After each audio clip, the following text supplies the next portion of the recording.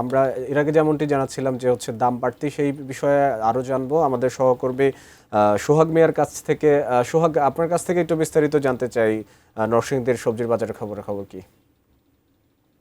নরসিংদীর অন্যতম খুচরা বাজারে বা নরসিংদীর বেলানগর কাঁচা বাজারে আর এখানে রোডে সকাল থেকে আমরা যারা খুচরা ক্রেতা রয়েছেন এবং নির্দয় সাধারণ মানুষ রয়েছেন তাদের সাথে কথা বলেছি। তারা জানিয়েছেন যে গত এক সপ্তাহের ব্যবধানে প্রতি কেজি সবজিতে 10 থেকে 20 টাকা করে বেড়ে গেছে এবং অনেক সবজি রয়েছে যেগুলো 100 টাকা ছাড়িয়েছে। ফলে সাধারণ ক্রেতাদের যে সবজি কিনে অন্যান্য বাজার করতে গিয়ে হিমশিম খেতে হচ্ছে।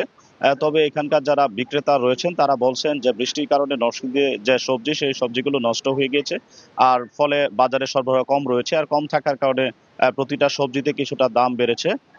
আবহাওয়া অনুকূলে থাকলে এবং সবজি সরবরাহ বাড়লে সবজির দাম কিছুটা কমে আসবে বলে তারা আমাদেরকে জানিয়েছেন। আর নরসিংদীর বেলানগর কাঁচা বাজার ঘুরে আমরা দেখেছি, যে সবজির দামগুলো দেখেছি সেখান থেকে যদি কিছু সবজির দাম জানিয়ে দিই, এখানে কাকরুল বিক্রি হচ্ছে 70 থেকে 80 টাকা করে। এছাড়াও এখানে পটল বিক্রি হচ্ছে 70 টাকা করে, বেগুন বিক্রি হচ্ছে 80 টাকা কেজি করে, এছাড়াও উস্তে বিক্রি হচ্ছে 80 টাকা কেজি করে, কাঁচামরিচ বিক্রি হচ্ছে 120 টাকা এবং টমেটো বিক্রি হচ্ছে 140 টাকা। কাঁচামরিচ এবং টমেটোর এই যে দামের ঊর্ধ্বগতি, এটা সাধারণ ক্রেতাদেরকে আরো বিপাকে ফেলেছে।